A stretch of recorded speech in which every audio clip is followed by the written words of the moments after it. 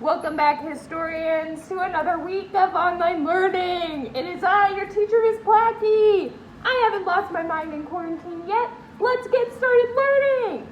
Last class we talked about Southern Reconstruction and how the South was actually forced to reconstruct by the U.S. Military Act. We talked about increased representation of the first blacks in elected offices. Specifically, we also talked about Hiram Rhodes Revels, the first black U.S. Senator.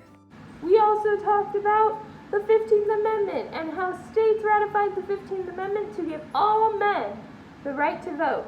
Last class we talked about Southern Reconstruction and how the South was actually forced to complete Reconstruction because of the Military Act that ensured that the military was in the South, forcing the South to take reconstructive measures. And we talked about how by 1870, most of the southern states had completed Reconstruction. Okay. All right. Two up. Here we go.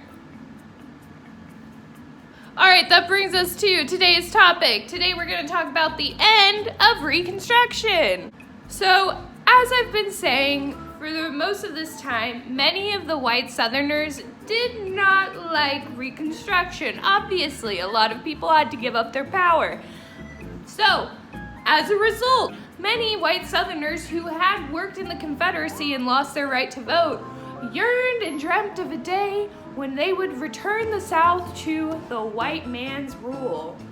They also weren't very happy about the fact that freed black men were taking elected official positions. The Southern Democrats was the political party who was trying to revert policies back to the way they were antebellum times or pre-Civil War.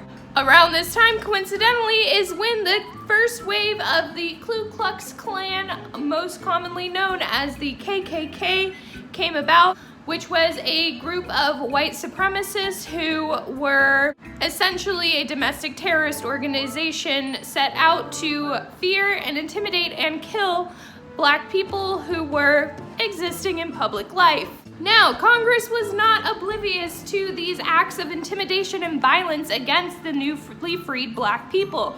So Congress passed 3 acts to help deter this violence against black people. These 3 acts are known as the Enforcement Acts. They made it illegal to stop someone from voting. In 1872, Congress passed the Amnesty Act. Amnesty means forgiveness of past offenses.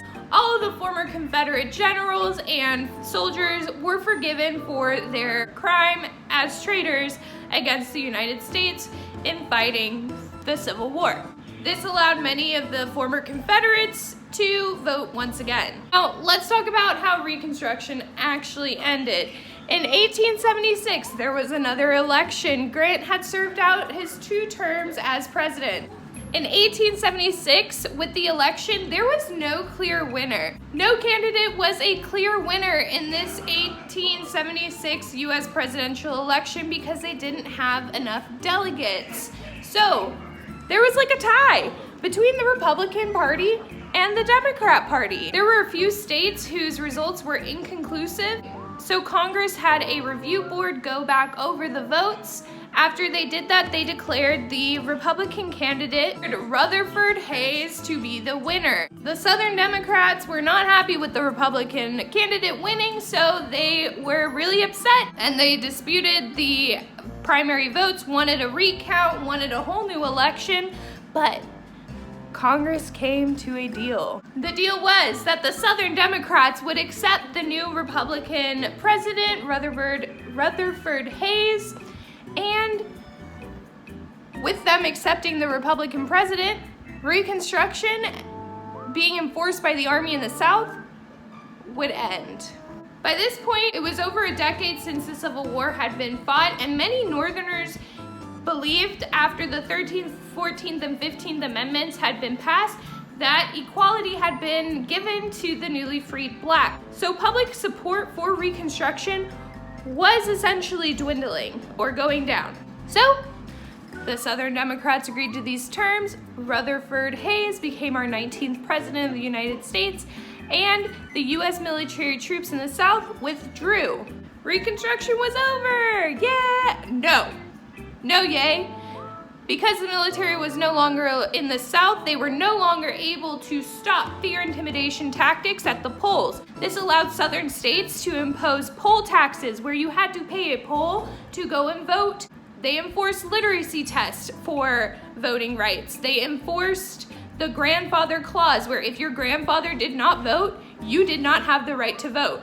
So the Democrats were able to quickly take back those state legislatures that they had lost, and essentially every representative in those state legislatures was white, and the white man's rule returned to the South. All right, that's it for this lesson. Go on and read about the end of Reconstruction. Fill out your answers in complete sentences. Come to office hours Monday through Friday from 12 to 1 p.m. Reach out to myself and Mr. Tyrell if you have any questions. Good luck, historians. You got this.